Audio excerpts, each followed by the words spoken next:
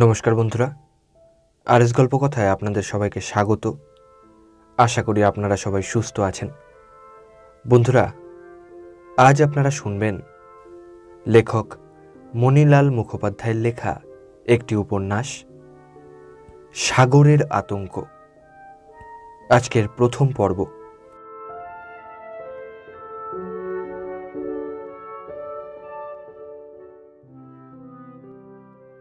1931 সাল। মহাকাশ আর সমুদ্র গহ্বরে চলেছে খণ্ড খণ্ড অভিযান। প্রফেসর পিকার্ড বেলুনে চেপে 10 মাইল উঁচুতে উঠলেন। সময় থেমে রইল না। এরপর স্টিভেন আর অ্যান্ডারসন বেলুনে করে পৃথিবী ছাড়িয়ে 14 মাইল ওপরে উঠলেন। তারা যে স্তরে উঠলেন তার নাম স্ট্র্যাটোস্ফিয়ার।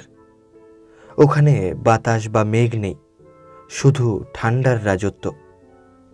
ঠিক তার আগের বছর উইলিয়াম বিব নামে আমেরিকার একজন বৈজ্ঞানিক স্টিলের একটা বল তৈরি করলেন। বলটা ফাঁপা। গভীর সমুদ্রে অনুসন্ধান চালাবার জন্যে ডুবানোর উপযোগী একটা বড় কঠিন আধার। নাম দিলেন ব্যাথিস্ফিয়ার।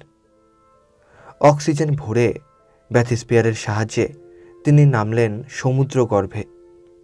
8 মাইলেরও বেশি অভ্যন্তরে গিয়ে অনুসন্ধান চালালেন। জানলায় চোখ রেখে সার্চ লাইটের সাহায্যে দেখলেন সাগর গর্ভে বিভিন্ন রকম জীবনের অস্তিত্ব। ঠিক সেই সময় আমাদের এই ভারতবর্ষের গভীর সমুদ্রে ওঠে এক আলোড়ন। সেটা ছড়িয়ে পড়ে আরব সাগর থেকে বঙ্গোপসাগরে। আমার এই গল্পের কাহিনী সেই চাঞ্চল্যকর ঘটনারই এক সমাবেশ। তবে আগার আগে থাকে গোড়া, যাকে উপড়ে ফেলে আগায় জল ঢালা নিছক বোকামি ছাড়া আর কিছুই নয়। তাই প্রথমে গোড়ার কথাই পারি। আলেপ্পি কেরালার একটা সুন্দর নগরী, সমুদ্রের ঠিক কাছেই। অদূরেই সার সার নারকেল গাছ, ঠিক যেন প্রহরী। এখানে সেখানে এলাচ আর দারুচিনির বাগান। এদের গন্ধে আলেপ্পি ভরপুর। মাঝে মাঝে লবঙ্গবনে ঝড় উঠলে ফুলের মিষ্টি সুবাস ছুটে যায় দূর দূরান্তে। সেখানে জেলেরা নৌকোয় চেপে মনের সুখে গায়ে বঞ্চি পাট্টু আর চিনে জাল দিয়ে মাছ ধরে। তাদের বঞ্চিপাট্টুর সঙ্গে সাগরের ঢেউ নুপুর বাজিয়ে খলখল করে হাসতে হাসতে কথাকলি নাচ শুরু করে। দূরের আম, কাঁঠাল আর সুপুরি বনের মাছ থেকে সিথি মৌর পর্বতশ্রেণী গলা বাড়িয়ে দেখে সেই নাচ, শোনে সাগরের গান। তীর থেকে বেশ দূরে সাগরে মাছ ধরছে আলেপ্পির জেলেরা। নৌকোগুলো ছড়িয়ে আছে এখানে সেখানে, কোনোটার পাল তোলা। হাওয়ায় ফুলে উঠেছে ত্রিকোণাকৃতি পালের বুকটা, কারো বুক ফাঁকা পাল নেই। সব মিলিয়ে মনে হয় যেন একটা ফ্রেমে আঁটা সুন্দর ছবি। জেলেদেরকেও ভাটিয়ালি ধরে দাঁড় টানছে, কেউ জাল তুলে ঝাড়ছে মাছ, কেউ হয়তো নতুন করে পাতছে জাল। 3 বছরের ছোট্ট ছেলে তিরুনালকে নৌকোয় বসিয়ে দাঁড় টানছে পুথন। মা মরা ছেলে তিরুনাল, বাপের খুব আদুরে, কানে রূপোর মাকড়ি। দাগি করে দিয়েছে পুথন ছেলেকে। তিরুকে বাড়িতে ফেলে রেখে আসতে পুথনের মন চায় না।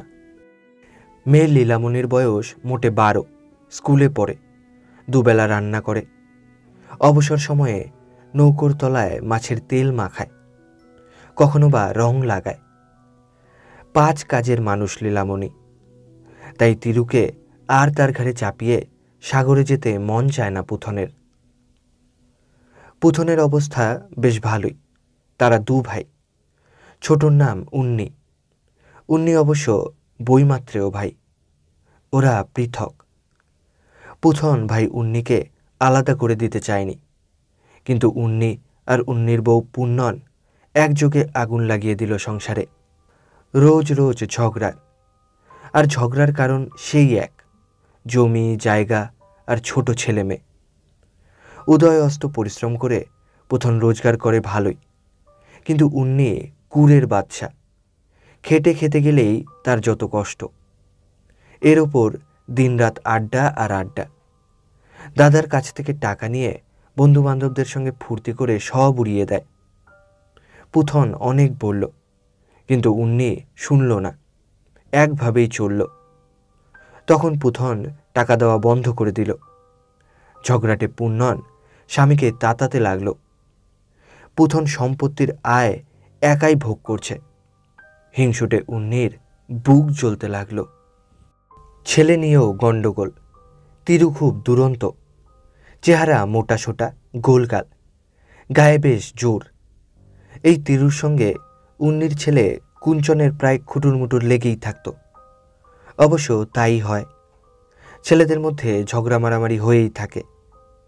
পুথন এসব কথা কানে তুলত না, কিন্তু উন্নি আড্ডা থেকে ফিরে এলে পুণ্যন সেই তিলকে তাল করে দেখাত। উন্নির মাথা খারাপ হয়ে যেত। তিরুকে চর চাপড় দিত। পুথনের সঙ্গে ঝগড়া করত মেয়ে ছেলের মতো কোমর বেঁধে। অশান্তি ভালো লাগলো না পুথনের।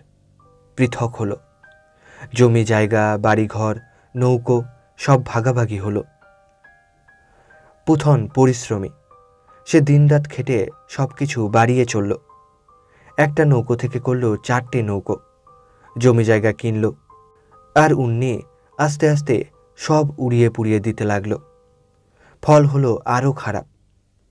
পুথনের উন্নতি আর নিজের পতনের কথা ভেবে উন্নির মন ঈর্ষায় জ্বলে পুড়ে যেতে লাগল। দিনরাত সে পুথনের অমঙ্গল কামনা করে মন্দিরে মন্দিরে ধর্ণা দেয়। ভাই ভাইয়ের শত্রু হয়ে দাঁড়ালে এই রকমই হয়। দস্যি ছেলে তিরুনাল। 3 বছরের ছেলে হলে হবে কি, পাড়া মাত করে রাখে এই বয়সেই। দিদি লীলামণির হাত ধরে এপাড়া ওপাড়া করে। উত্তম তুল্যল নামে দোললাভ নৃত্য দেখে লাফালাফি শুরু করে। কুকুরের লেজ ধরে টানে। পাখি দেখলেই আয় আয় করে ডাকে। তবে জল দেখলেই তিরুনাল কেমন যেন হয়ে যায়। দিদির সঙ্গে খালের জলে নেমে কিছুতেই উঠতে চাইবে না।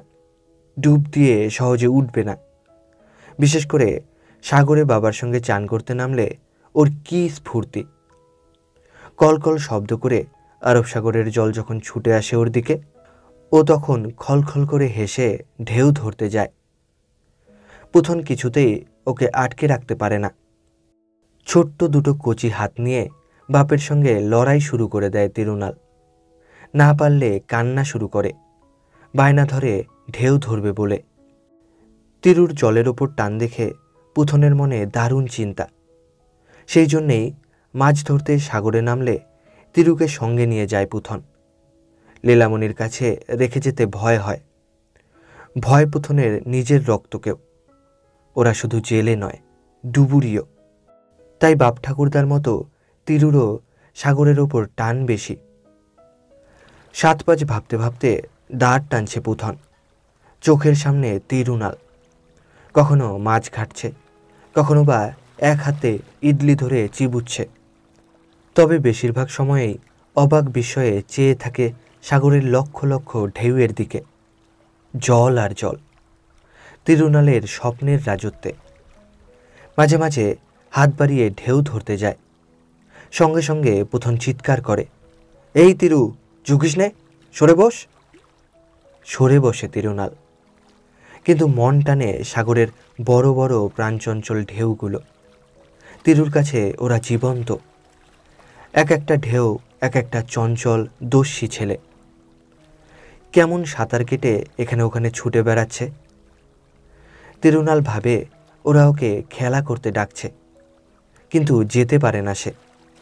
হাত বাড়ালেই বাবার ধমকানি, এই তিরু, ঝুঁকিস নে, টুপ করে জলে পড়ে যাবি। বাবার ওপর তিরুর বড্ড রাগ হয়। তিরুর জন্যে পুথনেরও বেশ ভয় হয়।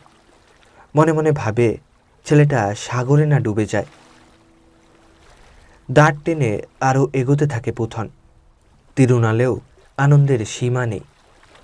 পাল তুলে বেশ কখানা নৌকো এগিয়ে এগিয়ে চলেছে, ঠিক যেন ছবি। তিরু বাবাকে বলে, বাবা যাব। দূরের পালতোলা নৌকোটার দিকে হাত দেখায় তিরু। পুথন বলে, চুপ করে বস। বাবা, ও চলো। গান শোন তিরু, কি সুন্দর গান, কারু কাকা গাইছে। কাকা যাব। যাচ্ছি যাচ্ছি। কি ছেলে রে বাবা, তুই বড্ড দুষ্টু। বাবা, দুষ্টু যাব। হাসিতে ফেটে পড়ে পুথন। তিরুকে বুকে জড়িয়ে চুমুর পর চুমু খায় আর বলে, তুই খুব বোকা। একটা পালতোলা নৌকো এগিয়ে আসে। পুথনের চোখ কিন্তু তিরুর ওপর। তিরুকে বুকে নিয়ে দাঁড় টানে পুথন আর মাঝে মাঝে আদর করে। হঠাৎ তিরুর দৃষ্টি যায় নৌকোটার দিকে। আনন্দে অধীর তিরুনাল বাবার এক হাতের বাঁধনে বুকের ওপর সদ্য তোলা টাটকা মাছের মতো লাফালাফি জুড়ে দেয়। বাবা যাব, বাবা ও যাব।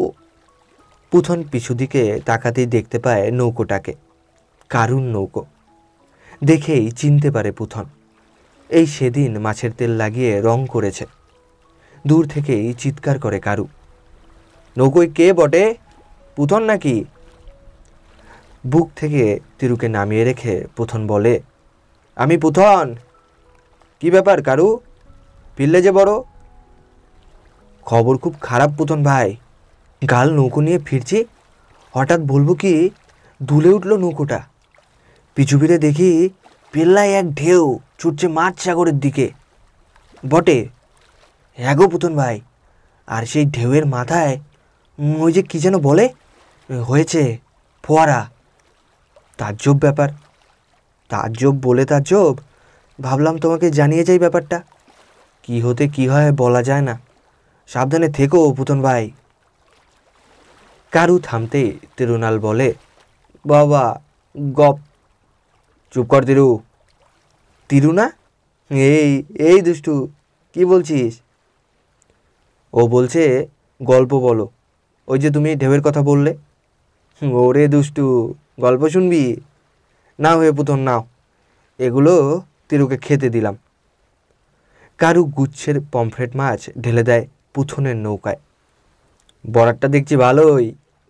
তা যা বলেছ পুথন ভাই, আজ আসবার সময় বাবার শাস্তার নাম করে বেরিয়েছিলাম। বাবা খাবো। কি খাবি তিরু? সাতা। এরপর কারু আর পুথন দুজনেই হেসে ওঠে। তিরু হাঁ করে ওদের মুখের দিকে চেয়ে থাকে, বুঝতে পারে না হাসির কারণটা কি।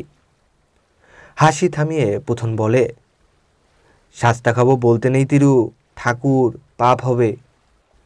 ছেলেটাকে কদিন না আনলেই পারো পুথন ভাই। আরে না না, ভয়ের কিছু নেই। ভয় খেলে কি পেট চলে কারু? আর তিরুটাকে বাড়িতে রেখে আসতে ভয় করে। লীলামণির আর বয়স কত, ও একা কত দিক সামলাবে। কি জানি ভাই, আমার কিন্তু মনটা কু গাইছে।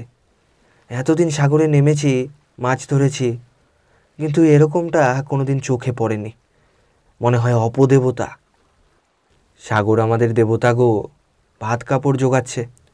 সাগরই দেখবে তার সন্তানদের। কারু দুহাত কপালে ঠেকায়, তারপর বলে, এই ছেলেটা, এই তিরু, এই নে এনে দুটো দোসা দাও হে পুথন, ছেলেটাকে দাও। আহা, মা নেই। থাক না কারুর, তুমি আবার। না না পুথন, মনটা আমার দিতে চাইছে, ওকে দাও দোসা দুখান, ও খেলেই আমার খাওয়া হবে। ছেলেটাকে দেখলে বড় মায়া লাগে হে। আচ্ছা, আজ তাহলে যাই, তবে একটু সকাল সকাল ফেরাই ভালো, বলা যায় না হে কি হতে কি হয়। কারুর ছপছপ করে দাঁড় বাইতে বাইতে ফিরে যায়। একটু দূরে গিয়ে গলা ছেড়ে একটা ভাটিয়ালি ধরে, ও সাগর রে, আরব সাগরের জল রে, অন্য মুখে তুলে দিলি পরনে কাপড় রে। বাবা যাব। কোথায় যাবি তিরু? মা যাব। পুথনের মনটা খারাপ হয়ে যায় হঠাৎ। ছেলেটার জন্যে মনটা হু হু করে জ্বলতে থাকে। মা মরা ছেলে তিরু। মা যে কি জিনিস ভালো করে বুঝতে পারার আগেই মা মরে গেল। মেয়েটার জন্যও পুথনের মনটা কীরকম করে ওঠে। একটা দীর্ঘশ্বাস ফেলে তিরুকে আর একবার বুকে চেপে ধরে পুথন। এক মনে নৌকার গায়ে রং লাগাচ্ছে লীলামণি। মাঝে মাঝে সাগরের দিকে মুখ ফিরিয়ে দেখে চেনা কারো নৌকো ফিরছে কিনা। ছোট্ট তিরুর জন্যে লীলামণির খুব মন কেমন করে। ভাবে, যদি নৌকো ডুবে যায় তাহলে কি হবে। ভয়ে পড়ায় মন দিতে পারে না লীলামণি। বাড়িতেও থাকতে ভালো লাগে না, তাই সাগরের তীরে এসে নৌকোয় রং লাগায়। আর কেউ ফিরে এলে সাগ্রহে পুথন আর তিরুর খবর নেয়। সাগরের জলকে লীলামণি মোটেই বিশ্বাস করে না। ওর বুকের দিকে চাইলেই লীলামণির বুকটাও দূর দূর করে। জল আর জল, সর্বদাই ফুসছে কেউটে সাপের মতো। ভাবে ওটা একটা রাক্ষসী, সকলকে গেলবার জন্যে ছুটে আসছে। লীলামণি! চমকে ওঠে লীলামণি। তারপর সুপুরি ডাঁটার তুলিটা ফেলে রেখে ছুটে যায় সাগরের দিকে। দূর থেকে চিৎকার করে, তিরু! কলকল ছলছল করে সাগরের ঢেউ এসে ভেঙে পড়েছে বালির ওপর, আবার ফিরে যাচ্ছে। তারপর দ্বিগুণ শব্দ করে আরও তীব্র গতিতে ছুটে এসে আছড়ে পড়ছে। জল মারিয়ে লাফিয়ে লাফিয়ে ঢেউ পেরিয়ে লীলামণি বাবার নৌকোর দিকে এগিয়ে যায়। মাঝে মাঝে তিরুকে ডাকে চিৎকার করে। আনন্দের আতিশয্যে ভয় ডর ত্যাগ করে ঢেউয়ের পর ঢেউ ডিঙিয়ে এগিয়ে যায় লীলামণি। হঠাৎ একটা ফিরতি স্রোতের টানে ডুব জলে গিয়ে পড়ে। স্রোতটা তাকে নিয়ে যায় দূরে। অতি কষ্টে লীলামণি একবার চিৎকার করে, বাবা! প্রথমে পুথন তত গুরুত্ব দেয়নি, ওরকম তো প্রায়ই ঘটে। লীলামণি ডুবে যায়নি কখনো। লীলামণির চিৎকার শুনেই জোরে জোরে দাঁত টানে পুথন। আর একটু হলেই কি যে হতো বলা যায় না। কিন্তু ঠিক সময়েই পুথন এসে ওকে জল থেকে তোলে। তারপর শুরু হয় বকুনি। তোকে না বারবার বলেছি বেশি জলে নামবি না, তুই বড় অবাধ্য লীলামণি, কথা শুনিস না মোটেই।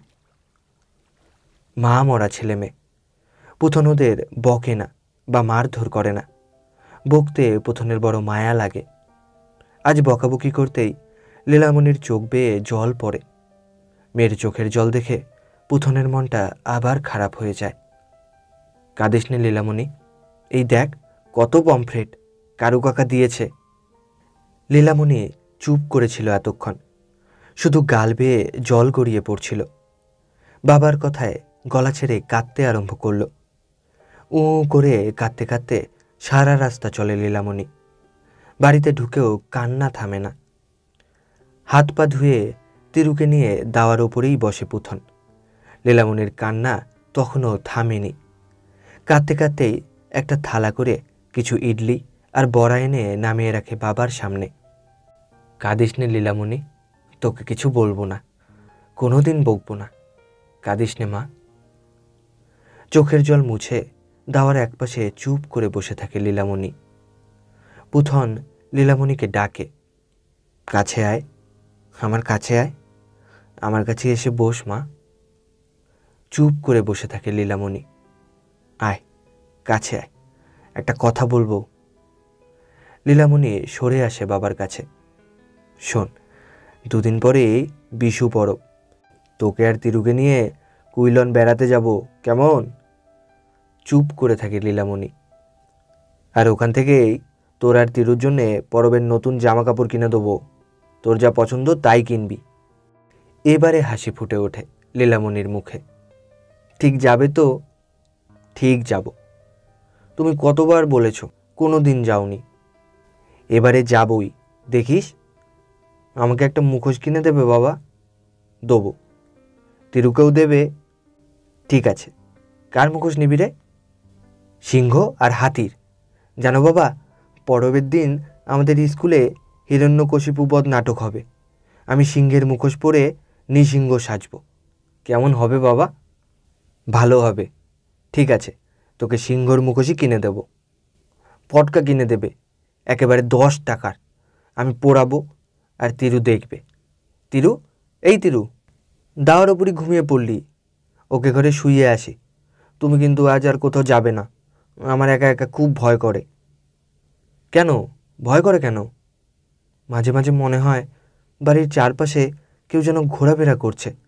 ঘর থেকে বেরিয়ে দাওয়ায় পা দিয়েছি, এমন সময় মনে হলো। কি মনে হলো? লীলামণি একবার চারপাশ ভালো করে দেখে বাবার কানের কাছে মুখ নিয়ে গিয়ে বলল, মনে হলো কাকার মতো কে যেন আমাকে দেখে তাড়াতাড়ি গলির অন্ধকারে মিলিয়ে গেল। পুথন এক মুহূর্ত কি যেন ভাবে, চিন্তায় কুঁচকে ওঠে কপালটা। তারপর বলে, একবার ফকির সাহেবের কাছে যাব। কারুর বলছিল সাগরে নাকি অপদেবতা দেখা গেছে, একটু তেল পোড়া নেব, যাবো আর আসবো। উঠে পড়ে পুথন। ফকির সাহেবের কাছে যাবার জন্যে তৈরি হয়ে বাড়ি থেকে বের হবে, এমন সময় লীলামণি ছুটে এসে বাবার গলা জড়িয়ে ধরে কানের কাছে মুখ নিয়ে গিয়ে বলে, আমায় একটা রঙিন শাড়ি কিনে দেবে বাবা? লীলামণির মাথায় একবার চুমু খায় পুথন। মেয়ের দিকে এক দৃষ্টে তাকিয়ে থাকে কিছুক্ষণ। তারপর একটা দীর্ঘশ্বাস ফেলে বলে, দেবো। ফকির সাহেবের কাছ থেকে তেল পোড়া নিয়ে ফেরার পথে কারুরের সঙ্গে দেখা হলো পুথনের। অমঙ্গল, মহা অমঙ্গল পুথন, পুরুত ঠাকুর বলছে রাজা মহাবলী জব ছেড়ে পাতালপুরে উঠেছেন। এই অসময়ে শুনেছি ওনমোৎসবের দিনই তিনি উঠে আসেন। তাই তো বলছি পুথন ভাই, অমঙ্গল, খুব সাবধান। তিরুকে কদিন সাগরে নিয়ে যেও না ভাই। বড় অশান্তি হয় কারুর। কুঞ্চনের সঙ্গে ছেলেটা প্রায় মারামারি করে। উন্নিটা রাগী, কুঞ্চনের মার কথায় উঠে বসে। বড় অশান্তি বাধায় উন্নি, ঝগড়া করে। তুমি তাড়াতাড়ি বাড়ি যাও পুথন ভাই। মনে হলো। কি মনে হলো কারুর? মনে হলো তোমাদের বাড়িতে বেশ চেঁচামেচি হচ্ছে। পুথন আর দাঁড়ায় না, হনহন করে এগিয়ে যায় বাড়ির দিকে। বাড়িতে ঢুকে প্রথমেই পুথনের চোখ পড়ে লীলামণির ওপর। দাওয়ার ওপর বসে বসে কাঁদছে। উঠোনের চারধারে ইডলি, অপ্পম আর বড়া ছড়ানো। তিরু সিঁড়ির ওপর বসে বসে 4-5টা ইডলি একসঙ্গে ধরে চিবুচ্ছে।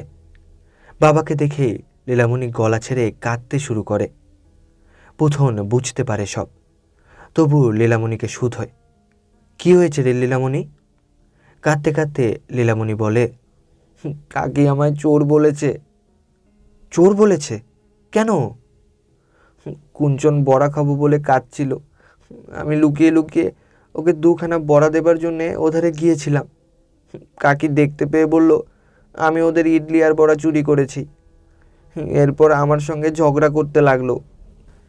কাকা এসে আমাদের খাবারগুলো সব ছুঁড়ে ফেলে দিল। পুথনের মাথায় রাগ চড়ে যায়। উঠোনের একধারে সরু সরু কিছু চেলা কাটছিল, তারই একটা তুলে নিয়ে এগিয়ে এলো লীলামণির কাছে। তুই ওদের বাড়িতে গিয়েছিলিস কেন? কুঞ্চনের জন্য মনটা খারাপ ঠেকছিল। তোকে না 1000বার বলেছি ওধারে যাবি না, ঝগড়াটে মেয়ে কোথাকার। এরপর লীলামণিকে বেশ কঘা দেয়। মার খেয়ে লীলামণি নেতিয়ে পড়ে দাওয়ার ওপর। দাঁড় টানছে পুথন। চারদিকে বেশ অন্ধকার। রাত থাকতেই জেলেরা সাগরে নৌকো ভাসায়। তা নইলে ফিরতে বেলা হয়ে যায়, বাজারও পাওয়া যায় না। মাছ সব পচে নষ্ট হয়ে যায়। তাই গোন্দাকে নিয়ে পুথনও বেরিয়েছিল। আসবার সময় লীলামণির মুখের দিকে তাকিয়েছিল পুথন। ছলছল করছিল ওর চোখ দুটো। অত মার খেয়েও মেয়েটা রাত থাকতে উঠে বাবার জন্যে ইডলি বানিয়েছে। বুকটা টনটন করে পুথনের। উদ্ভিদের ওপর রাগ করে শুধু শুধু মেয়েটাকে ঠেঙিয়েছে পুথন। 2 চোখে জল আসে পুথনের। বারবার পুথন নিজের হাত দুটো কাঠের ওপর ঠোকে। তিরুনালকে পুথন আজ নিয়ে আসেনি, কারুর ভয় খাইয়ে দিয়েছে। মনে মনে ভাবে পুথন, বাড়ি বেচে গ্রামের অন্য কোথাও বাড়ি করবে, তাহলে অশান্তিটাকে এড়ানো যাবে। লীলামণির কথা ভাবতে ভাবতে দাঁড় টানছিল পুথন। হঠাৎ গোন্দার চিৎকারে চমকে উঠে সে। গোন্দা পুথনের কাছে কাজ করে। মেঘ, মেঘ উঠেছে পুথন ভাই। পুথন দেখে একটা কালো মেঘ সাগর থেকে গলা বাড়িয়ে উকি মারছে। দেখতে দেখতে মেঘটার আকৃতি পাল্টে গেল, ছোট থেকে বড় হতে লাগলো। 8 ঘন্টার মধ্যে ছেয়ে ফেলল আকাশটা। একটু পরেই হলো ঝড়। নাচছে পুথনের নৌকোটা। মোচার খোলার মতো সাগরের জলে নৌকোগুলো উঠছে আর নামছে। নৌকো ফেরা গন্দা, বাগিয়ে ধর, মেঘটা হঠাৎ এসে গেল রে, বেশ হাওয়া বইছে। দুজনের প্রাণপণ চেষ্টা সত্ত্বেও টলমল করছে নৌকোটা। মাঝে মাঝে মনে হচ্ছে এই বুঝি ডুবে গেল, ঢেউয়ের চাপে তলিয়ে গেল নিচে। কিন্তু পরক্ষণেই আবার সামলে নেয়। মনে মনে ভাবে পুথন, তিরুকে আজ না এনে ভালোই হয়েছে। তিরুর কথা ভাবতে অন্যমনস্ক হয়ে পড়ে পুথন। হঠাৎ গন্দার চিৎকারে ও সতর্ক হয়ে ওঠে। গেল গেল পুথন ভাই, শক্ত করে ধরো, ইস! এখনই হয়েছিল আর কি। শক্ত হাতে দাঁড় টানে পুথন। আকাশ আর সাগরের দিকে তাকিয়ে ভয়ে ওর বুক দূর দূর করে। কালো আকাশটার মতো কালো সাগরটা ফুঁসছে। ভূত, ভূত! ঠকঠক করে কাঁপছে গন্দা। অবাক হয়ে গেছে পুথনও। পরক্ষণেই শিউরে ওঠে গা। সাগরের বুকটা ভেদ করে প্রচণ্ড বেগে একটা ফোয়ারার জল উপর দিকে উঠে ছড়িয়ে পড়ছে চারধারে। ফুলে উঠছে সাগরটা। তারপর সেই পাহাড় প্রমাণ ঢেউয়ের সামনে ওটা কি? একটা বীভৎস কদাকার ভয়ঙ্কর মুখ। মুখের ভেতর অসংখ্য ঝাঁঝরার মতো হাড়। হাঁ করে ছুটে আসছে তাদের দিকে। জোরে, আরো জোরে গন্দা! তিমিঙ্গিল, তিমিঙ্গিল! নৌকো ফেরাও সব, তিমিঙ্গিল, জলের রাক্ষস! প্রাণপণে দাঁড় টানে পুথন আর গন্দা। সব মাঝিদের মুখে আতঙ্কের ছাপ। ঝড় আর ঢেউয়ের সঙ্গে লড়াই করে তীরের দিকে এগোচ্ছে পুথনের নৌকো। কিন্তু তার চেয়েও দ্রুতগতিতে এগিয়ে আসছে রাক্ষসটা ওদের দিকে।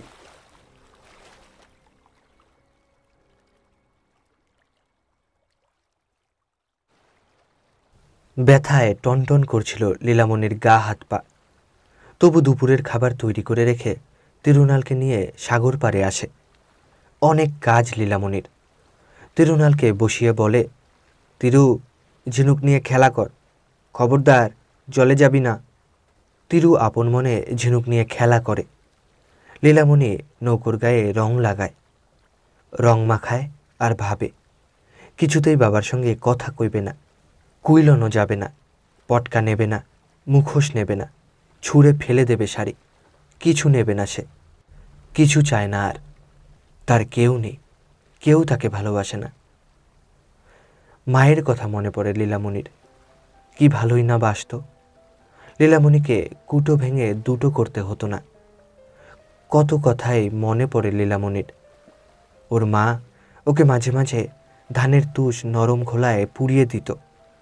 ও সেগুলো গুঁড়ো করে কালো রং করত। নিজে নিজেই চুন আর হলুদ মিশিয়ে লাল রং করত। সবুজ রং তৈরি করত গাছের পাতা শুকনো করে গুঁড়িয়ে। ওই সব রঙের সঙ্গে মেশাতো হলুদ আর আতপ চালের গুঁড়ো। এরপর মেঝের ওপর কাল মেস্তুর দেবীর ছবি আঁকত লীলামণি। ভাবতে ভাবতে দু চোখ দিয়ে জল উপচে পড়ে লীলামণির। ঠিক সাগরে জোয়ার এলে জল যেমন উপচে পড়ে তেমনই। তিরুর কথা মনে পড়ে লীলামণির। মার কথা ভাবতে ভাবতে তিরুর কথা একদম ভুলে গিয়েছিল। হঠাৎ খেয়াল হয় তার। পিছু ফিরে তাকায় লীলামণি। কিন্তু কই তিরু? এইখানেই খেলা করছিল একটু আগে, অথচ এদিক ওদিক তাকায় লীলামণি, কিন্তু কোথাও দেখতে পায় না তিরুনালকে। চিৎকার করে ডাকে লীলামণি, তিরুনাল, তিরুনাল! ভয়ে বুক দূর দূর করে লীলামণির। কালনাগিনীর মতো ফুঁসছে সাগরের জল। জোয়ার এসেছে। এর ওপর আকাশে মেঘ আর মেঘ, পুরু আর কালো। ঝড়ও বইছে বেশ। কু গায়ে লীলামণির মনটা। তিরুকে স্রোতে টেনে নেয়নি তো? লীলামণির দু চোখ জলে ভরে যায়। সাগরটাকে মনে হয় যেন রাক্ষসী। গজরাতে গজরাতে ছুটে আসছে সকলকে খাবার জন্যে। তারপরই আছড়ে পড়ছে বালির ওপর। কাঁদতে ইচ্ছে করে লীলামণির। তিরুর কথা মনে হতেই কেমন যেন বিহ্বল হয়ে পড়ে সে। তিরুনাল, তিরুনাল! সাগরের গর্জনে চাপা পড়ে যায় তার গলার স্বর। কেউ তার ডাকে সাড়া দেয় না। প্রাণপণে দাঁড় টানে পুথন আর গোন্দা। ছুটে আসছে রাক্ষসটা পিছু পিছু, বিশ্রী আর বীভৎস দাঁত। ঝড় আর ঢেউয়ের সঙ্গে যুদ্ধ করতে করতে পুথনরা এগোচ্ছে। গা দিয়ে ঘাম ঝরছে, টনটন করছে হাতের সন্ধিগুলো। তবু ক্লান্তি নেই, নেই বিশ্রাম। একটানা প্রাণের দায়ে দাঁড় টেনে চলেছে দুজনে। থামলে আর রক্ষে নেই। রাক্ষসটা নৌকো সমেত দুজনকে গিলে ফেলবে হয়তো। দাঁড় টানতে টানতে ওরা যখন তীরের কাছে এসে পড়ে তখন ক্লান্তিতে ভেঙে পড়ে। পুথন টলতে টলতে উঠে আসে তীরের ওপর, তারপর শুয়ে পড়ে বালির ওপর। হাত পা আর উঠছে না। গোন্দাও ক্লান্ত। সে মাছ সমেত জালটাকে নিয়ে এসে ফেলে বালির ওপর। তারপর হাঁপাতে হাঁপাতে বলে, চলে গেছে রাক্ষসটা। মাছগুলো নিয়ে তুই বাজারে যা গোন্দা, আমি আজই একবার কোট্টায়ম যাব। শুনেছি ওখানে একজন বড় ফকির আছে, সে টুকটাক জানে। ওখানেই যাব একবার। শয়তানটা এরকম জ্বালালে সকলকে উপোস করতে হবে, সাগরে আর মাছ ধরতে হবে না। পুথন, পুথন ভাই। কারুর? কি বলছো? বলি হলো কি? বালির ওপরেই শুয়ে পড়লে যে? রাক্ষস, সাগরে রাক্ষস কারুর তাড়া করেছিল। কি সর্বনাশ! ঢেউ দেখতে পেয়েছ? হ্যাঁ, আর ফোয়ারা। ওটা তিমিঙ্গিল কারুর। আমি শুনেছি ওরা নাকি তিমিকেও গিলে খায়। আচ্ছা, তুমি দেখলে নাকি ভাই? হ্যাঁ, নিজের চোখে। ওই গোন্দাকে শুধু ইয়া বড় মুখ, দেহটা পেল্লায়, আর দাঁতগুলো। বড় বড় চোখ করে কারুর পুথনের কথাগুলো গিলছিল। পুথন থামতেই বলে, দাঁতগুলো ঠিক যেন শয়তানের দাঁত, ঝাঁঝরার মতো আর অগুন্তি। তাহলে তো আর সাগরে নামা যায় না। একটা ব্যবস্থা করো পুথন ভাই। আমি এখনই কোট্টায়ম যাচ্ছি কারুর, ফকিরের কাছে। মেয়েটাকে খবরটা দিও, আমি সন্ধ্যের মধ্যেই ফিরে আসব।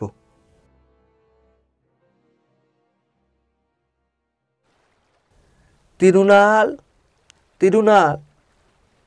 তিরুনালকে ডাকতে ডাকতে বালির ওপর ছুটোছুটি শুরু করে লীলামণি। হঠাৎ ওর চোখ পড়ে ভিজে বালির চাদরের ওপর। একজোড়া ছোট্ট পায়ের ছাপ এগিয়ে গেছে সাগরের দিকে। কান্নায় ভেঙে পড়ে লীলামণি। থরথর করে কাঁপে সারা গা। সাগরের ঢেউগুলো এখন আর রাক্ষসীর মতো চিৎকার করছে না, লীলামণির মতো কাঁদছে। হাহাকার করতে করতে আছড়ে পড়ছে বালির ওপর। পাগলের মতো সাগরের তীর ধরে জলের ওপর দিয়ে ঢেউ মারিয়ে ছুটে বেড়ায় লীলামণি, আর চিৎকার করে ডাকে, তিরুনাল। মাঝে মাঝে অভিশাপ দেয় সাগরকে। কখনো ঠাকুরের উদ্দেশ্যে বলে, হে বাবা পদ্মনাভ, তিরুকে ফিরিয়ে দাও, আমি তোমায় পুজো দেব। তন্ন তন্ন করে খুঁজে বেড়ায় লীলামণি, কিন্তু কোথায় তিরু? মাঝে মাঝে সাগরের ঢেউয়ের ধাক্কায় উল্টে পড়ে যায়, কিন্তু ভ্রুক্ষেপ নেই সেদিকে। তিরুকে না পেলে ওর মরতেও দ্বিধা নেই। বেশ খানিকটা দূরে এসে দাঁড়ায় লীলামণি। 1 সেকেন্ড বিশ্রাম না নিলে আর ছুটতে পারছে না। হঠাৎ এক জায়গায় ওর দৃষ্টিটা আটকে যায়। কাছিমের গলার মতো সাগরের স্রোত উঠে আসছে ওপরের দিকে, আবার নেমে যাচ্ছে। তারই এক জায়গায় হাঁটুভর জলের ওপর ঢেউ ধরবে বলে তিরু দুহাত বাড়িয়ে আছে। দিকবিদিক জ্ঞানশূন্য হয়ে ছুটে যায় লীলামণি। তারপর জাপটে ধরে টেনে আনে তিরুকে। ভালো করে দেখে সত্যি তিরু কিনা। ওকে বুকে জড়িয়ে ধরে আদর করে, তিরু, তিরু আমার, সোনার ভাই আমার। আনন্দের আতিশয্যটা একটু কমে আসতেই লীলামণি খুঁটিয়ে খুঁটিয়ে দেখে তিরুকে। ভিজে সপসপ করছে দেহটা, সারা গায়ে বালি, মাথার চুল পর্যন্ত বালিতে ভরে গেছে। তিরুকে শুধোয়, কোথায় ছিলি তিরু? তিরু হাসতে হাসতে দুহাত বাড়িয়ে বলে, যাব। কোথায় যাবি? ঢেউগুলোর দিকে হাত বাড়িয়ে বলে, যাব। লীলামণির বিস্ময়ের মাত্রা বেড়ে যায়। জলকে ভয় খাওয়া দূরে থাক, কি করে ঢেউয়ের মধ্যে ও এতক্ষণ দাঁড়িয়েছিল তা ভেবে লীলামণির বোধশক্তি লোপ পাবার মতো হয়। ঠাস করে তিরুর গালে একটা চড় লাগায় লীলামণি। আর যাবি ওখানে? ঠোঁট ফুলিয়ে কাঁদে তিরুনাল। লীলামণি হঠাৎ ওকে বুকে জড়িয়ে ধরে সজোরে, তারপর ছুটতে আরম্ভ করে বালির ওপর দিয়ে বাড়ির দিকে।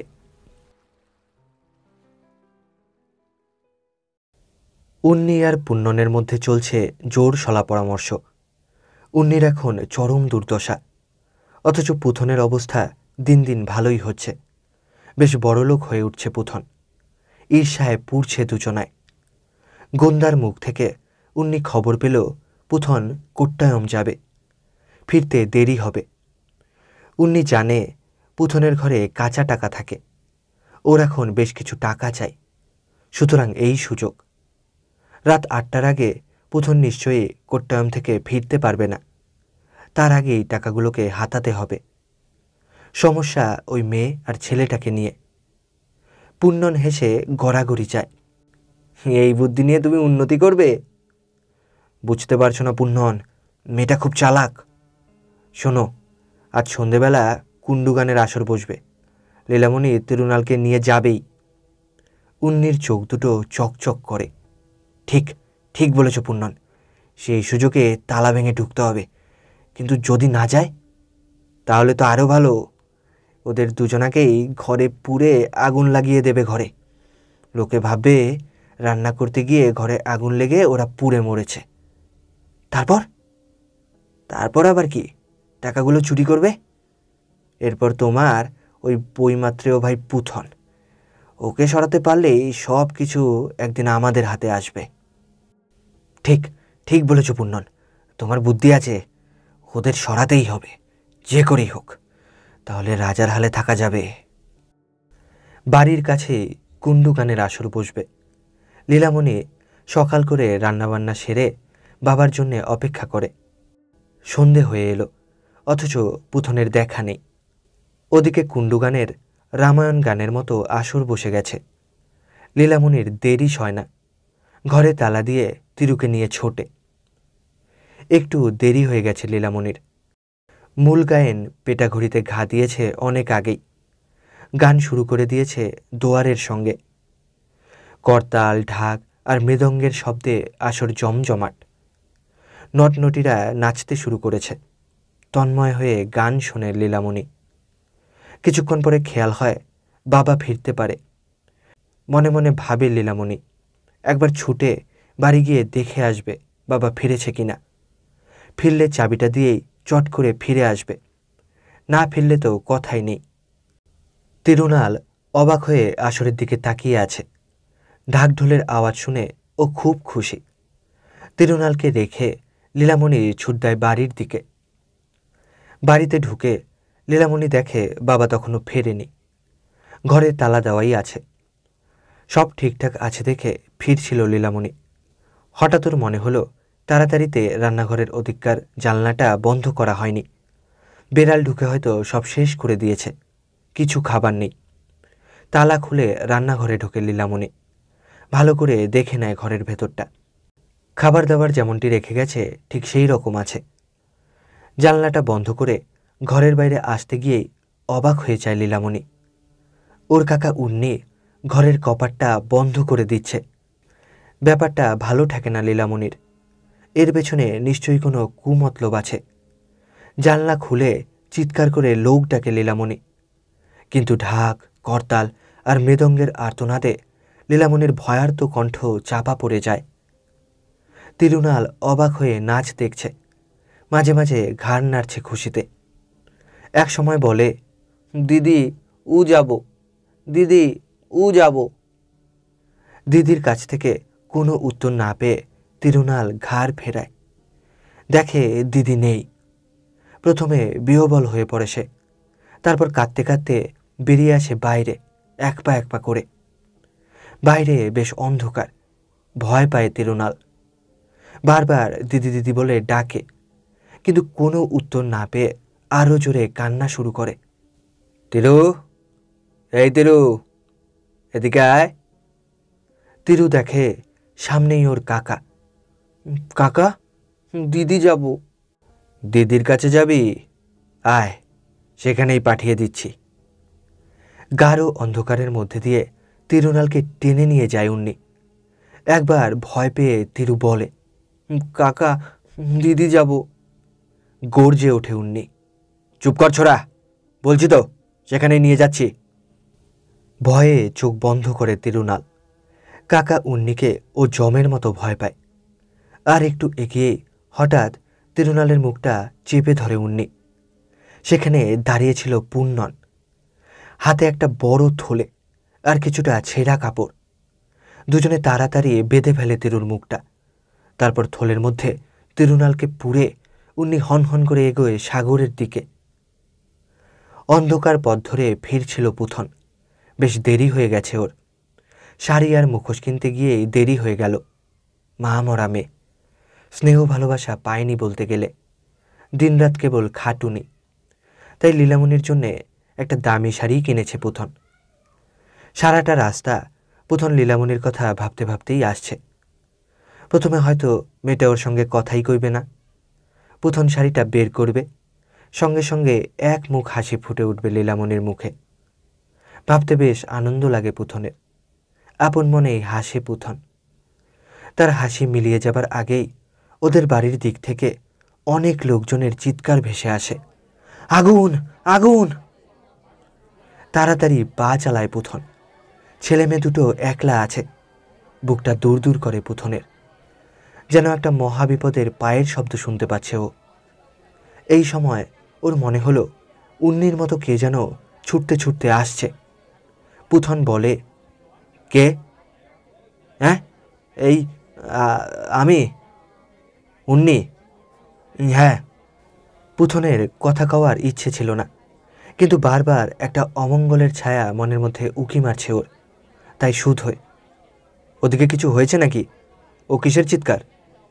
চিৎকার কি জানি বলেই পাশ কাটিয়ে চলে যাচ্ছিল উন্নি। পুথনের চোখ দুটো ওর পিঠের দিকে যায়। পিঠের ওপরের থলেটা নড়ছে যেন বেশ, কে যেন হাত পা ছুড়ছে। অবাক হয়ে পুথন সুধ হয়, থলের মধ্যে কি আছে রে উন্নি? উন্নি দু একবার আমতা আমতা করে, কি বলবে ভেবে পায় না। তারপর বলে, একটা বেড়াল কদিন ধরেই বড় জ্বালাতন করছে, সাগরে ফেলে দেব। উন্নির চোখ দুটো জ্বলে ওঠে একবার। তারপর সে আর কথা না বলে হনহন করে এগিয়ে যায় সাগরের দিকে। পুথনও আর দাঁড়ায় না, বাড়ির দিকে এগোয়। দূর থেকেই পুথন বুঝতে পারে তার রান্নাঘরে আগুন লেগেছে। দিকবিদিক জ্ঞানশূন্য হয়ে ছুটতে আরম্ভ করে পুথন। যাকে দেখে তাকেই শুধোয়, আমার লীলামণির কিছু হয়নি তো? আমার তিরু বেঁচে আছে তো? কেউ কিছুই বলে না। বাড়িতে পা দিয়েই গতিশক্তি হারিয়ে ফেলে পুথন। লোক গিজ গিজ করছে। উঠোনে একটা মাদুরের ওপর কে যেন শুয়ে। ছুটে যায় পুথন। লীলামণি, তার লীলামণি। পুড়ে ঝলসে গেছে সারা দেহ, চিনতেই পারা যায় না। নিষ্প্রাণ, নির্বাক। লীলামণি! চিৎকার করে ওঠে পুথন। তারপর জ্ঞান হারিয়ে পড়ে যায় লীলামণির পাশে। হাত থেকে ছিটকে পড়ে যায় নতুন কেনা শাড়ি আর মুখোশটা। জ্ঞান ফেরার পর পুথন ক্ষীণ স্বরে বলে, তিরু, আমার তিরু কোথায়? তিরুকে খুঁজে পাওয়া যাচ্ছে না পুথন ভাই। কারু, এ কি হলো কারু? কারুর দু চোখ দিয়ে টপ টপ করে জল পড়ে। লীলামণি যে নেই এ কথা ভাবতেই যেন কিরকম লাগে পুথনের। এই সাগরে যাবার আগে যাকে দেখে গিয়েছিল, এখন আর সে নেই। বিহবলতাটা একটু একটু করে কাটতেই সোজা হয়ে উঠে দাঁড়ায় পুথন। তারপর পাগলের মতো ছুটতে থাকে সাগরের দিকে। আকাশে চাঁদ উকি মারছে। ফিকে হয়ে আসছে অন্ধকারটা। নৌকোর উপর তিরুনালকে চাপিয়ে সেটাকে বেশ খানিকটা ঠেলে নামিয়ে দিয়ে জল থেকে উঠে আসে উন্নি। নৌকোটা এগোচ্ছে একটু একটু করে গভীর সাগরের দিকে। ধীরে সুস্থে ফেরে উন্নি। মাঝপথে দেখা হয় পুথনের সঙ্গে। তাকে দেখেই সোজা হয়ে দাঁড়ায় পুথন। তারপর দৃঢ় কণ্ঠে বলে, তিরু কোথায়? তিরু? কি জানি, আমি কি করে জানবো? তুই সব জানিস শয়তান। ভাই হয়ে ভাইয়ের এত বড় সর্বনাশ করলি উন্নি। বল তিরু কোথায়? বলছি তো, আমি জানি না। বাঘের মতো পুথন ঝাঁপিয়ে পড়ে উন্নির ওপর। তোকে আমি খুন করব শয়তান, তুই আমার লীলামণিকে পুড়িয়ে মেরেছিস। ছাড়, ছাড় বলছি, তোকে খুন করব শয়তান। বল, বল আমার তিরু কোথায়? প্রথমে উন্নি বেকায়দায় পড়ে হাত পা ছুটছিল, কিন্তু পুথনের চেয়ে ওর স্বাস্থ্যটা ভালোই, শক্তিও বেশি। একটু পরেই পুথনকে ঠেলে ফেলে দিয়ে উঠে পড়ে উন্নি। পুথন আবার তেড়ে যায়। এরপর শুরু হয় মারামারি। প্রথমে উন্নি মার খায়, তারপর মারতে শুরু করে। ঈর্ষায় জ্বলছে উন্নি, প্রতিহিংসায় কাঁপছে পুথন। বেশ কিছুক্ষণ ঝটাপটি চলে, কেউই কাউকে কাবু করতে পারছে না। পুথনের মার খেয়ে একসময় ছিটকে পড়ে উন্নি। ছুটে যায় পুথন ওর বুকের ওপর বসতে, কিন্তু তার আগেই উঠে পড়ে উন্নি। হাতের কাছেই পড়েছিল একটা ভাঙা বৈঠা, সেটা কুড়িয়ে নেয় উন্নি। তারপর এগিয়ে যায় পুথনের দিকে। যা হতভাগা, তোর তিরুর কাছে। এরপর এলো পাতারি পিটতে থাকে পুথনকে। পিটতে পিটতে গর্জন করে উন্নি, যা শয়তান, তোর তিরুর কাছে। সে এতক্ষণ মাছ সাগরে তোর জন্য অপেক্ষা করছে। বারবার উঠতে চেষ্টা করে পুথন, কিন্তু প্রতিবারই বৈঠার আঘাতে পড়ে যায় আবার। মার খেতে খেতে পুথন যখন আধমরা, তখন বিকট শব্দ করে হেসে ওঠে উন্নি। তার সেই বীভৎস মুখটা পুথনের চোখের সামনে একবার ভেসে ওঠে। তারপরই অন্ধকার নেমে আসে চোখে। আবার জ্ঞান হারায় পুথন। মনে মনে ভাবে উন্নি, এবারে শান্তি। ছেলেমেয়ের শোকে বাপটা নিশ্চয়ই পাগল হয়ে যাবে, অথবা আত্মহত্যা করবে। তারপর দু হাতে মজা লুটবে সে। অন্ধকারে মিলিয়ে যায় উন্নি। ধীরে ধীরে জ্ঞান ফিরে আসে পুথনের। গা হাতে অসহ্য যন্ত্রণা। একবার উঠতে যায় পুথন, কিন্তু পারে না। চোখ বুজে পড়ে রইল কিছুক্ষণ। হঠাৎ তিরুর মুখটা ভেসে উঠতেই জোর করে উঠে দাঁড়ায় পুথন। এখনও সময় আছে, তিরুকে হয়তো ফিরে পাওয়া যেতে পারে। টলতে টলতে সাগরের দিকে এগিয়ে যায় পুথন। সাগরের হাহাকার পুথনের কানে আসছে, বুকটা ভেঙে যাচ্ছে ওর। কোনো রকম নিজের নৌকোটাকে সাগরের জলে ভাসায় পুথন। অতি কষ্টে নৌকোর ওপর উঠেই শুয়ে পড়ে কিছুক্ষণ। মোচার খোলার মতো টলমল করছে নৌকোটা, এখনই হয়তো তীরের ওপর আছড়ে পড়বে। সমস্ত শক্তির সাহায্যে উঠে বসে পুথন, তারপর হাল ধরে। সাগর নয়, যেন চড়াই আর উতরায়ে ভরা ভূমি। তারই ওপর দিয়ে ক্লান্ত ক্ষতবিক্ষত পুথন ঠেলে নিয়ে যাচ্ছে নৌকোটা। দাঁড় টানছে পুথন আর চারধারে তাকিয়ে দেখছে। দ্বিতীয়ার চারটা আকাশের হাত ছয়েক ওপরে। অন্ধকারটা কেটে গেছে অনেকটা। চিকচিক করছে ঢেউয়ের মাথাগুলো। অস্পষ্ট আলোয় সে দেখে দূরে ভাসছে একটা নৌকো। চিৎকার করে ডাকে পুথন, তিরুনাল, তিরুনাল। দূর থেকে একটা ছোট্ট ছেলের ভয়ার্ত ক্ষীণ কণ্ঠ ভেসে আসে, বাবা, যাব। তিরু, বাবা, যাব। পুথনের বুকের ভেতরটা হাঁক পাক করে। এই মুহূর্তে সে যদি ছুটে যেতে পারত ছেলেটার কাছে। জোরে, আরও জোরে দাঁড় টানে পুথন, কিন্তু পেরে ওঠে না সে। একেই সে একা, তার উপর ক্ষতবিক্ষত, ক্লান্ত।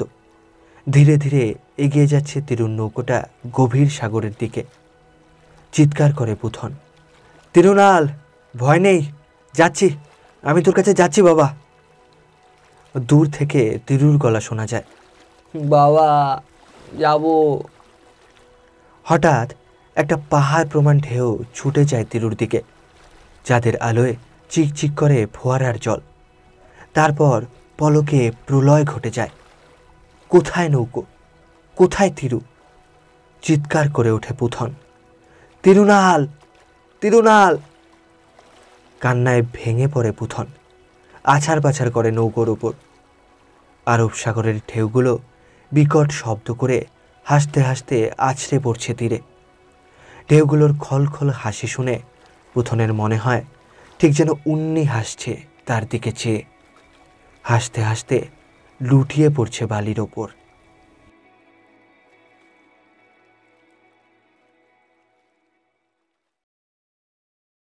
দিন যায়, মাস যায়, পুথন আর ফেরে না, তার কোনো সন্ধানই মিলল না।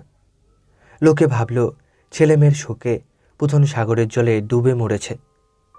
উন্নি যে সবের মূল সেটা কেউ বুঝতে পারল না। সকলেই ভাবে তিরুনালও তার দিদির সঙ্গে পুড়ে মরেছে। তখন উন্নি পুথনের সব কিছু হস্তগত করে ভোগ দখল করতে লাগল। কিন্তু উন্নির ভাগ্য বুঝি খারাপ। বছর ঘুরতে না ঘুরতেই এক নতুন বিপদ এসে হাজির হলো। পৌষ মাস। খেতে খামারে ধান আর ধান। মাঠের দিকে তাকালে চোখ জুড়িয়ে যায়। সোনার রাজত্ব। কোথাও পাকা ধানের গাদা, কোথাও আবার মাঠ ভরা ধান গাছগুলো সোনালি রঙের ধানের ভারে মাথা নুইয়ে দাঁড়িয়ে আছে। শুরু হয়েছে তিরুবাতিরা উৎসব। আনন্দে মত্ত আলেপ্পি। উৎসবের শেষ দিন পুন্নন পাড়ার মেয়েদের সঙ্গে চান করতে নামে সাগরে। কেউ জল ছিটোচ্ছে, কেউ ঢেউ খাচ্ছে। আনন্দে মত্ত সবাই। হঠাৎ সকলের লক্ষ্য পড়ল কারু মাঝির নৌকোটা টলতে টলতে ছুটে আসছে তীরের দিকে। নৌকো তীরে আসতেই নৌকো থেকে লাফিয়ে পড়ে কারু জলের ওপর কাঁপতে কাঁপতে এসে আছড়ে পড়ে বালির ওপর। ছেলে মেয়ে যে যেখানে ছিল ছুটে এলো। নিশ্চয়ই একটা কিছু ঘটেছে, তা নইলে এই সকালে কারুর নৌকো নিয়ে ফিরেই বা আসবে কেন, আর বালির ওপর পড়ে হাঁপাবেই বা কেন? হাজার লোকের হাজার প্রশ্ন। একটু সামলে নিয়ে কারু বলে, ভূত। সকলেই সমস্বরে বলে, ভূত? কোথায়? সাগরে, আমি নিজের চোখে দেখলাম। আবার প্রশ্ন, কি দেখলে গো? কিরকম দেখতে? ভয়ে কাঁপতে কাঁপতে কারু বলে, একটা পাহাড়ের মতো ঢেউ, আর তার মাথায় তিরুনাল। তিরুনাল? সকলের বিস্ময় ভরা চোখের দিকে তাকিয়ে কারু বলে, হ্যাঁ, পুতনের ছেলে তিরুনাল। তারপর অবাক হয়ে চেয়ে চেয়ে দেখছি, হঠাৎ মিলিয়ে গেল সাগরে। কথাটা শুনেই পুন্ননের তো ভিড়মি যাবার জোগাড়। ছুটতে ছুটতে এসে বাড়িতে ঢোকে। তারপর হাঁপ ছাড়ে। পুন্ননের মুখ থেকে উন্নি সব শুনল, কিন্তু কিছুতেই বিশ্বাস করল না। কিন্তু উন্নির বিশ্বাস অবিশ্বাসে কি এসে যায়? আলেপ্পির জেলেরা একে একে সকলেই প্রায় দৃশ্যটা দেখতে পায়। কেউ আবার এক বিকট ভীষণ দর্শন সামুদ্রিক জীবের উপর দেখতে পেল তিরুনালকে। সকলেই বলল, ওটা তিমিঙ্গিল। জীবটা তিমি গিলে খায়। অনেকে তারা খেয়ে প্রাণ নিয়ে ফিরেছে, কারো বা নৌকো উল্টে প্রাণ নিয়ে টানাটানি। ফলে জেলে মাঝিদের মনে আতঙ্কের ছায়া পড়ল। একদিন নৌকো নিয়ে বের হলো গন্দা, কিন্তু আর সে ফিরল না। এরকম পরপর 3টে ঘটনা ঘটার পর মাঝিরা নৌকো নিয়ে সাগরে নামা বন্ধ করল। ওঝা এলো, পুরুত এলো, যাগযজ্ঞ হলো, পীরের কাছে সিন্নি মানত করা হলো, কিন্তু অবস্থা যে কে সেই। এদিকে উন্নির অবস্থা আরও শোচনীয়। মানসিক রোগে ভুগতে লাগলো সে। রাতের দিকে প্রায়ই সে লীলামণিকে দেখতে পায়। দেহটা পুড়ে ঝলসে গেছে।